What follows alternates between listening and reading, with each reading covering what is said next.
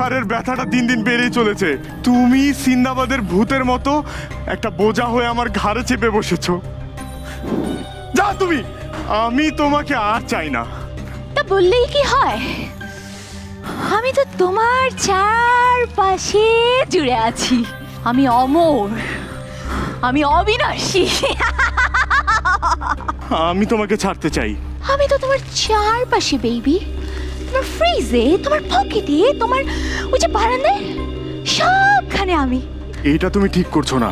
সত্যিকারের ভালোবাসা কখনো কাউকে জিম্মি করে রাখে না। সত্যিকারের ভালোবাসা মুক্তি দেয়। আমি তো তোমার কাছে আসিনি, তুমি এসেছিলে আমার কাছে। তাই মুক্তির পথ তোমাকেই খুঁজতে হবে। আমি খুঁজে নেবো আমার মুক্তির পথ।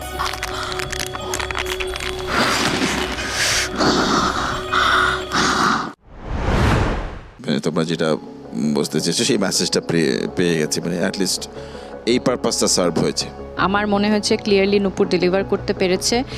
একটু বেশি হাসি মনে হয়েছে, অনেক জায়গায় তুমি ওরম করে এসেছো। হাসিটা মানে প্রথম দিকে একটু ইন্টারেস্টিং মনে হলো, তারপর একটু মনোটোনাস হয়ে যাচ্ছিল।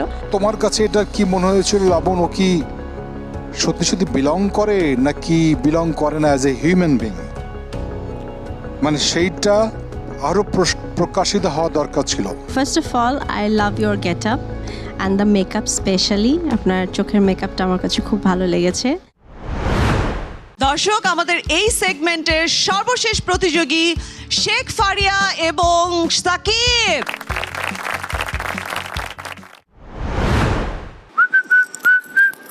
মামা এখানে গরম পড়ছে, চল ঘাটলাই যাই। আরে ধর বেটা, দাঁড়া না একটু, কলেজ ছুটি হইতেছে। ভাবি আইতেছে। এই মায়েরারে দেখলেই বুকের মধ্যে যে কি করে তোরে বুঝাইতে পারবো না। ভাবি আইতেছে, টাকা চুমকি চলেছে একা পথে, সঙ্গী হলে দোষ কি তাতে? আমি বাসায় যাব, পথ ছাড়েন। আমার বাসায় যাবা? না, আমি আপনার সাথে কোথাও যাব না, প্লিজ যাইতে দেন, প্লিজ। যাও।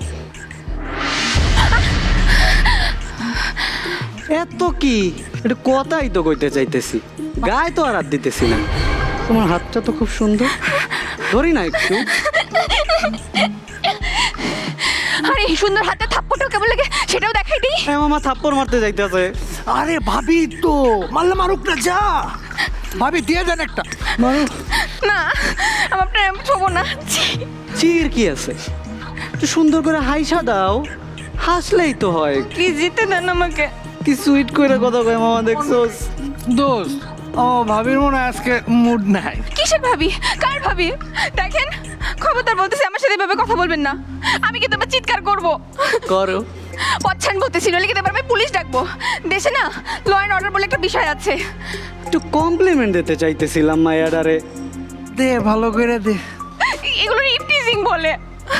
ইফটিজিং বলে? আরে কি কইতেছে, আমি তো একটু ভালোবাসতে চাইতেছি।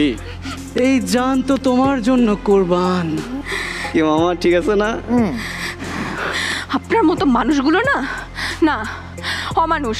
এ মামা, আমারে অমানুষ করতেছে আবার। অমানুষগুলোর জন্য না মেয়েরা রাস্তায় বের হতে পারে না। ভালোবাসাতে যা। ও নাম্বারটা দাও না। হ্যাঁ, রাতের বেলা কল দিয়ে সব কষ্ট দূর করে দিব। মামা, মায়েরা রাখলে যা লাগে না মামা। ওরে বেলকি মারে, বেলকি মারে তোমার প্রেমের আগুনে সাজে নাম তোমার।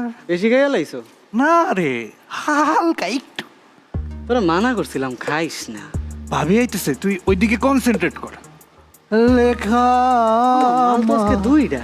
তুই যা একটু ভাবির লগে কথা কর, আমার একটু সেট করাই দিস। দেখতেছি আমি।